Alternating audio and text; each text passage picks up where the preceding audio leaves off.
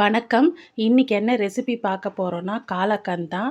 இது வந்து milk made எல்லாம் நெறைய இன்கிரீடியன்ட்ஸ வந்து போட்டு செய்வாங்க. இன்னைக்கு வந்து நான் வெறும் ஜஸ்ட் ஒரு 4 இன்கிரீடியன்ட்ஸ் வச்சு தான் செய்றேன். ஒரே ஒரு டீஸ்பூன் நெய் தான். அதுக்கப்புறம் 1 லிட்டர் பால். நல்லா ஃபுல் க்ரீம் மில்க்கா எடுத்துக்கோங்க. அப்போ வந்து இந்த காலாக்கன் ரொம்ப டேஸ்ட்டா இருக்கும். இப்போ நான் 1 லிட்டர் மில்க்னா, அதில வந்து 5 கிளாஸ் ஆஃப் மில்க் இருக்கும். அதில 3 கிளாஸ் வந்து நான் என்ன பண்ணேன்னா, பன்னீர் பண்ணிட்டேன். மிச்சம் 2 கிளாஸ் வந்து நான் என்ன பண்ணியிருக்கேன், இப்போ 1 டீஸ்பூன் நெய் பேனில் ஹீட் பண்ணிவிட்டு அந்த 2 கிளாஸ் பாலை வந்து இப்போ நான் இதில் ஊற்றியிருக்கேன். வெளியே இந்த ஸ்வீட் வாங்கினீங்கன்னா எப்படியும் வந்து 150லேருந்து 200க்குள்ளே சார்ஜ் பண்ணுவாங்க. ஆனால் நான் ஒரு 1/4 கிலோ ஸ்வீட் வந்து இந்த 1 லிட்டர் மில்க்லேயே செஞ்சிடலாம். இப்போ பன்னீர் வந்து ஹோம்மேட் பன்னீர் எப்படி செய்யணுன்னா, ஒன்றுமே இல்லைங்க. அந்த 3 கிளாஸ் பாலை வந்து நல்லா காய்ச்சிக்கோங்க.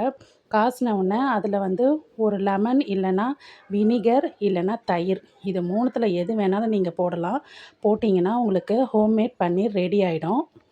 பால் கொஞ்சம் கொதிச்சு வந்த உடனே நம்ம ஹோம்மேட் பன்னீர் பண்ணி வச்சுருக்கோம் இல்லையா, அதை வந்து ஆட் பண்ணிவிடுங்க. வேறு ஒன்றுமே இல்லை. இது எல்லாம் சேர்ந்து சுருண்டு வரும். அந்த ஸ்டேஜில் நம்ம என்ன பண்ண போகிறோன்னா, அந்த கலர் வர்றதுக்காக நான் வந்து இன்றைக்கி நாட்டு சர்க்கரை ஆட் பண்ணுறேன். அதுக்கப்புறம் கொஞ்சமாக ஏலக்காய். அவ்வளோதாங்க இந்த காலாக்கண்டுக்கு தேவையான இன்க்ரீடியண்ட்டே.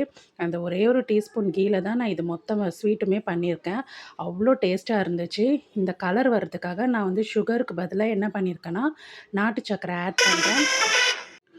நாட்டு சர்க்கரை ஆட் பண்ணும்போது உங்களுக்கு ஆட்டோமேட்டிக்காக அந்த கலர் வந்து ரொம்ப டெம்ப்டிங்காக இருக்கும். நீங்கள் வந்து நாட்டு சர்க்கரை எவ்வளோ தேவைன்னு பார்த்து ஆட் பண்ணிக்கோங்க. நான் ஃபஸ்ட்டு வந்து ஒரு 3 டீஸ்பூன் ஆட் பண்ணேன். எனக்கு வந்து ஸ்வீட்னஸ் கொஞ்சம் கம்மியாக இருந்த மாதிரி இருந்துச்சு. அதனால் நான் வந்து இன்னும் கொஞ்சம் நாட்டு சர்க்கரை ஆட் பண்ணிக்கிறேன். ஆட் பண்ணும்போது பாருங்கள், அந்த கலர் உங்களுக்கு ஆட்டோமேட்டிக்காக வந்துடும். இப்போ இது அந்த தண்ணியெல்லாம் வற்றி அந்த வெல்லம் ஆட் பண்ணுறோம் இல்லையா, அதோட தண்ணியும் வரும் கொஞ்சம். அதெல்லாம் வந்து வற்றி நமக்கு அந்த கீ வந்து ஆட்டோமேட்டிக்காக ரிலீஸ் ஆகும். அந்த ஸ்டேஜில் நம்ம என்ன பண்ணுறோம், ஒரு பிளேட்டில் வந்து நான் கீ தடவி வச்சுருக்கேன். பாருங்கள், அது எல்லாம் நல்லா அந்த தண்ணியெல்லாம் வற்றி கீ வந்து ஆட்டோமேட்டிக்காக லைட்டாக பிரிஞ்சு வரும். இந்த ஸ்டேஜில் நம்ம பிளேட்டில் இப்படி உதிர் உதிராக தான் இருக்கும். நம்ம பிளேட்டில் கொட்டி கொஞ்ச நேரம் அதை நல்லா செட் பண்ணிவிட்டு கொஞ்சம் ஒரு 10 to 15 மினிட்ஸ் நீங்கள் விட்டுட்டு அதுக்கப்புறமா கட் பண்ணிங்கன்னா உங்களுக்கு அழகாக ஷேப் வரும். டேஸ்ட்டு அட்டகாசமாக இருக்கும். 1 லிட்டர் பால்லையே நீங்கள் வந்து இதை செஞ்சிடலாம்.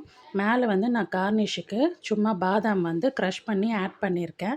உங்களுக்கு எந்த நட்ஸ் விருப்பமோ அந்த நட்ஸ் நீங்கள் ஆட் பண்ணிக்கலாம். இதை வந்து அப்படியே நான் செட் பண்ணி ஒரு 10 நிமிஷம் அப்படியே விட்டுட்டேன் ஆறட்டும்னு. அதுக்கப்புறம் நீங்கள் நைஃப்பில் லைட்டாக கீ அப்ளை பண்ணிவிட்டு இதை ஸ்லைஸ் பண்ணிவிட்டு அதுக்கப்புறமா நான் இப்போ எடுக்கிற மாதிரி எடுங்க. கண்டிப்பாக சூப்பராக வரும். ஒரு 1 லிட்டர் பால்லையே நீங்கள் இவ்வளோ டேஸ்ட்டாக வீட்லேயே வந்து இந்த காலாக்கண்ட் ரெசிபி செய்யலாம்.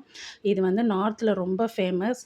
நீங்கள் ட்ரை பண்ணி பாருங்கள். ரொம்ப ஹெல்த்தி, ரொம்ப ஈஸி. அதே நேரம் ஜஸ்ட் ஒரு 50 ருபீஸ் பால் பாக்கெட்டில் நம்ம செஞ்சிடலாம். இந்த ஸ்வீட்டை ட்ரை பண்ணி பார்த்துட்டு எப்படி இருக்குன்னு எனக்கு கமெண்ட் பண்ணுங்கள்.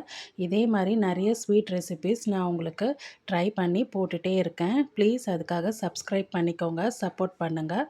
சப்ஸ்கிரைப் பண்ணிங்கன்னா தான் என்னோடய வீடியோஸ் உங்களுக்கு நோட்டிஃபிகேஷனாக வரும். இந்த ரெசிபி எப்படி இருந்ததுன்னு ட்ரை பண்ணிவிட்டு எனக்கு சொல்லுங்கள்.